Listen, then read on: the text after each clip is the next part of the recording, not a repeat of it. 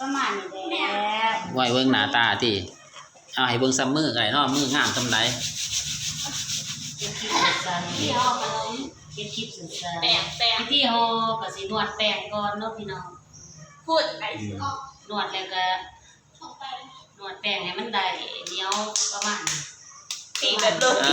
เวลาห่อก็ต้องตีก่อนพี่น้องคล้ายๆกับประเทศอินเดียก็ไอ้ตีซาลาเปาพี่น้องตีแล้วโรตี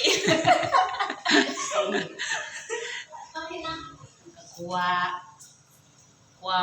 ปลากระเพราขี่มะพร้าวกายิ้มหนาเกียเกิดอุจจาระขวอุจจาระก่อนพี่น้องใส่ใส่น้ำตาลเนาะพี่น้องบ่ได้ใส่น้ำมีแต่ผู้เฒ่าผู้แก่เด้รุ่นสมัยซุมื้อนี่พี่น้องเอ้ยนี่คนเฒ่าแล้วนี่ก็เฒ่านึงนี่ก็เฒ่านึงหมดแล้วผู้นั้นเฒ่าเติบอยู่ผู้นั้นหำยังผู้นั้นอยู่มีงอกอะไรอ่ะอะไรกุแบบเลยโอ้ยแม่เฮ็ดงามเลย